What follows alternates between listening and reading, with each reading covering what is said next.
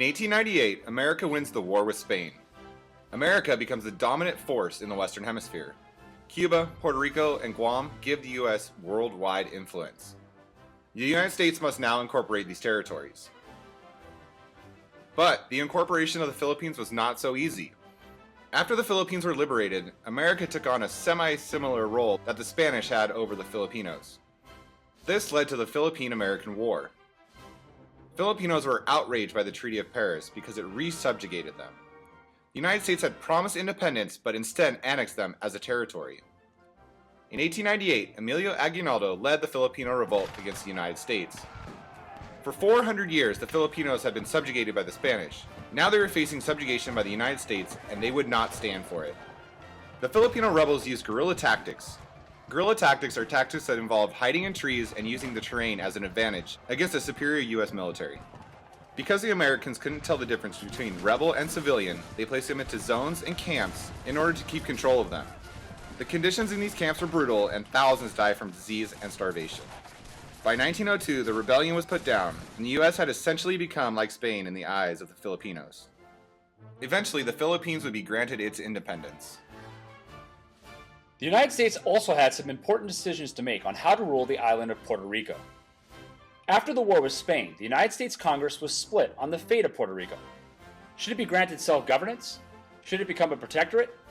Ultimately, it was placed under military rule until a decision could be made. Then, in 1900, the U.S. Congress passes the Four-Acre Act. This act essentially ended military rule and set up a civil government elected by the Puerto Rican people. The President of the United States, however, was allowed to appoint a governor in Puerto Rico and the upper or more powerful house of their legislature. The Puerto Rican people themselves, however, could elect their own representatives in the lower house. This split the power to govern between the United States and the Puerto Rican people. In 1917, Congress grants full citizenship to all Puerto Ricans. This meant that the United States Bill of Rights applied to the Puerto Rican people, and they could elect their own Congress, which still applies today. The Four-Acre Act is significant because, unlike in the Philippines, America satisfied the Puerto Rican people as to avert a rebellion. It also ensured, however, that there would be an American military presence in the Caribbean for a long time to come. Next, let's talk about Cuba. When the War with Spain broke out, the U.S. recognized Cuba's independence. Congress passed the Teller Amendment, which pledged that the United States wouldn't intervene and seize Cuban lands. With aiding the Cubans in a war for independence, it wouldn't make sense for the United States to take over their land. In 1900, the United States insisted that Cuba add the Platt Amendment to their constitution.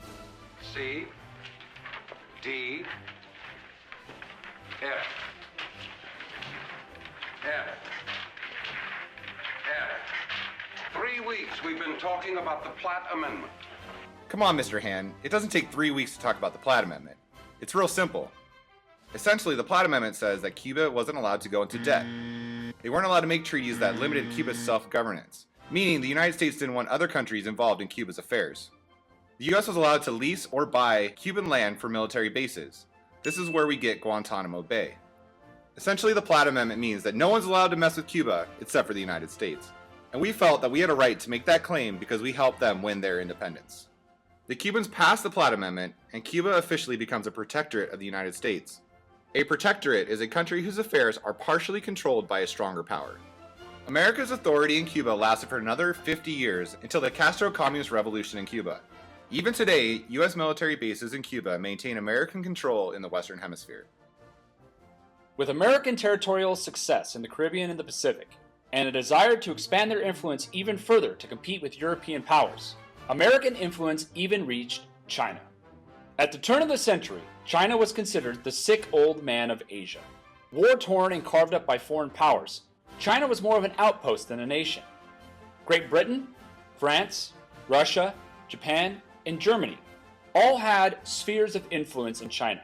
A sphere of influence is a zone where a foreign country had control of trade through that area. One country that did not have a sphere of influence in China was the United States. American Secretary of State John Hay sought to change this and issued his open notes to each nation in China. In the open notes, he proposed to openly share trade access in China without cutting out the United States. Essentially, this open-door policy would tear down the barriers that kept each sphere of influence under the control of separate nations and would promote free trade across China. All the nations agreed, and the open door policy in China was adopted, meaning the United States could freely engage in trade and not be left out of the vast resources that China had to offer.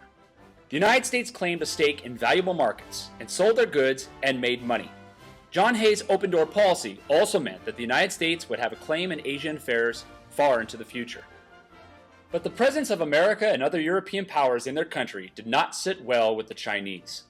Without control of their own country, the Chinese resented these foreign devils, and the Chinese people soon formed secret resistance societies and insurgencies. One of these groups was known as the Boxers, and they openly attacked foreigners and missionaries throughout China. The term Boxers was given to this group by the foreigners who were in China, who had witnessed the martial arts that they had practiced. Unaware of what these martial arts were, they simply referred to it as boxing because of all the kicking and punching. The goal of the Boxers was to wipe China clean of all Western influence, which is why the Boxers even targeted Chinese Christians.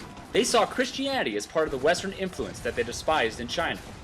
In order to protect their stake in Chinese affairs, an American-European alliance of troops was formed. The superior military power of this alliance killed thousands and quickly crushed the Boxer Rebellion. America's hand in the victory over the Boxer Rebellion validated America's status as a real global power. It also set a precedent that the US would protect their economic interests with force anywhere in the world. With the war fought, territories won, and now governed, the United States has established itself as a worldwide power.